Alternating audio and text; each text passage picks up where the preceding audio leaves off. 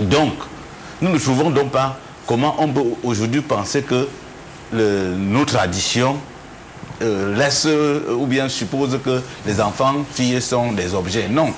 Et quand nous héritons, quand il y a héritage, le successeur, il succède le papa sur tous les plans. Ça veut dire qu'il succède sur tous les plans. Les veuves restent ses femmes. Ajoutez à ça les siennes. Alors ainsi donc, il assure la continuité de la famille. Mais est-ce qu'il serait exagéré de vous faire le procès selon lequel vous êtes aussi responsable dans les conflits qui arrivent aujourd'hui dans les foyers? Parce que parfois dans les testaments, les patriarches ou les anciens, on ne dit pas toujours tout et on entretient parfois le flou. On sait très bien qu'il y a des filles qui doivent bénéficier de leur quote-part, mais en fin de compte, on ne spécifie pas et du coup, lorsque vous n'êtes pas là, ça crée des conflits. Est-ce que si on vous fait ce procès-là, c'est un faux procès? Dans la réponse que j'ai commencé à donner ici, à vous donner ici, je n'ai pas parlé des femmes que nos parents ont épousées, que nous, dans leur situation après le décès de leur mari.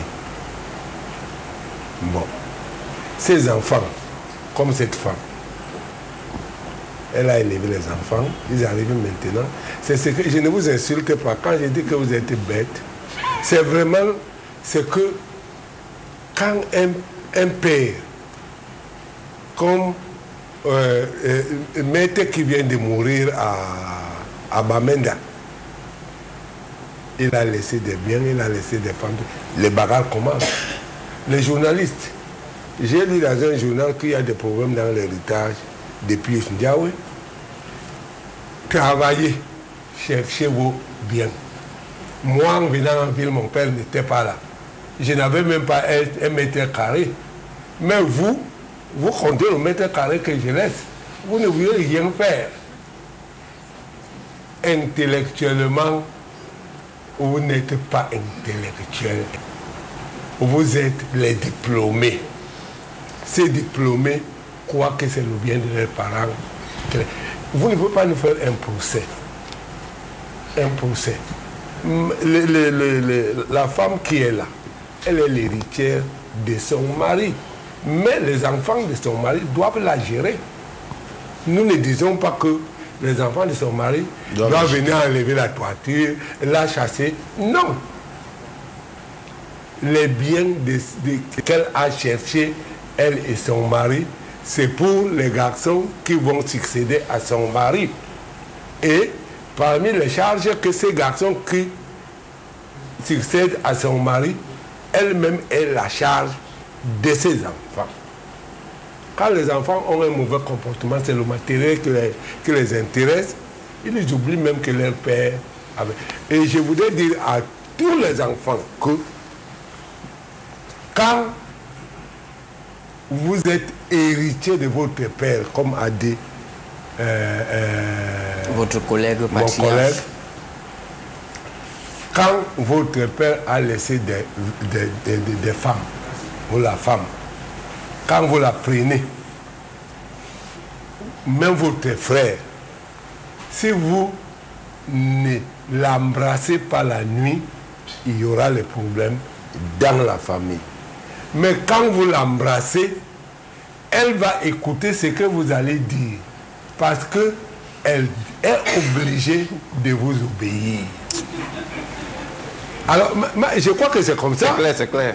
Oui, mais quand vous la laissez, un autre la trouve là dehors, la prend, il va commencer à lui dire, mais le type qui est là, vraiment, c'est comme ça là. Les problèmes vont commencer à naître dans la Mais vous dormez, vous partagez la même maison avec votre mère, la même chambre avec votre mère. Pas ma mère qui m'a accouché. Mais c'est aussi votre mère. Ma mère reste là, elle est obligée, je suis obligé de la garder, c'est ma mère. Mais si mon père avait laissé des femmes, comme j'en ai, épousé de ma mère, je laisse ces femmes-là. Pour qu'il y ait la paix, il faut que mon héritier Ils prennent ces femmes-là. prenne ce temps-là. Même si c'est la femme de son frère et que son frère est mort, il faut qu'il prenne la femme là. Si elle ne prend pas la femme là, les problèmes vont naître dans la famille. Donc, nous, il connaît. Vous les diplômés du Cameroun.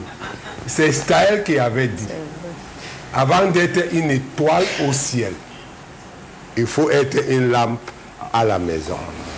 Bien. Merci. Oui, il faut dire que, à bien écouter les traditionalistes, et il y a une opposition avec le droit. Alors ça m'amène à une question, la question du choix. Comment s'opère le choix? Parce que c'est de là que part tout le problème. Comment s'opère le choix? Puisqu'aujourd'hui, on se rend compte qu'une génération aussi brillante que la vôtre, comme vous l'avez dit, ne fait que de mauvais choix. Puisqu'on se retrouve à avoir des enfants qui veulent vendre les tenants dont vous avez fait de mauvais choix. Comment s'opère le choix? Ça, c'est la première question. Et la deuxième question, dans le cas où la fille ne se marie pas, ne va pas en mariage, sur le plan traditionnel, qu'est-ce qu'elle fait? Comment s'opère le choix? Puisque, à bien observer, dans le reportage que vous avez relevé, c'est que, visiblement, les patriarches ne font que de mauvais choix ces dernières années. Non. Le choix du successeur? Oui. Le choix du successeur ne s'est jamais mal opéré. Il se trouve tout simplement que, à la mort du défunt, on détourne soit ses dernières volontés et on opère un choix qui n'était pas le sien. Parce que nous connaissons traditionnellement que avant qu'un patriarche décède, il sait déjà qu'il va décéder et il a déjà opéré son choix. Quand il opère son choix, ce n'est pas pour lui. Il dit à d'autres notables comme lui. De telle sorte que, à la mort de celui-ci, il n'y a pas de tergiversation. Aujourd'hui, je ne voudrais pas qu'on parle de notables. Je voudrais qu'on parle de la cellule nucléique, c'est-à-dire père, mère et enfant. S'il vous plaît, parce qu'en parlant de notables, vous mettez ça dans un certain cadre. On parle d'un père, d'une mère et des enfants. Et des enfants, voilà. D'accord. J'ai dit donc que le père a toujours opéré son choix tel qu'il estime que sa famille va rester prospérée. Mais alors, qu'est-ce qui se passe?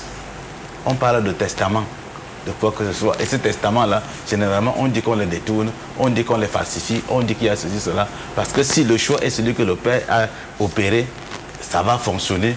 Parce qu'il choisit en fonction d'une certaine expérience que lui-même, il aurait vécu avec ses enfants de son vivant. Il s'appuie sur quoi? Quels sont les éléments sur lesquels il s'appuie pour désigner tel enfant par rapport à tel autre? Pour prendre tel enfant, cet enfant est celui qui m'allume la pipe. Et cet enfant est celui qui écoute ce que je lui dis. Cet enfant n'est pas méchant. On ne peut pas te laisser la succession quand tu es méchant. Quand tu ne connais pas partager. Oui, oui, quand tu ne connais pas. La succession, c'est savoir gérer. C'est être celui qui sait gérer. C'est celui qui sait partager. C'est celui qui connaît supporter. C'est comme ça. Donc, notre choix, c'est sur celui-là. Je vois tous mes enfants. Je sais que si c'est celui-là que je laisse, il va chasser ma femme. Il va enlever le toit pour mettre ma femme dehors. Je vois que si c'est celui-là que je laisse, oui, c'est quelqu'un qui suit même la tradition, qui comprend, qui sait qu'il est là. Il est resté pour gérer. Donc voilà notre choix. Nous vous connaissons. Chaque parent connaît ses enfants. Que personne ne vous trompe. Chaque parent connaît ses enfants. Et il ne peut pas donner sa succession à un méchant. Jamais. Ok. Et donne la succession à celui qui est social. Très bien. Cette précision faite, maître, nous vous donnons la parole maintenant. Eric, il n'a pas répondu à le deuxième volet. Il y a le deuxième volet. On va avancer. Mais restons un peu sur le terrain de la désignation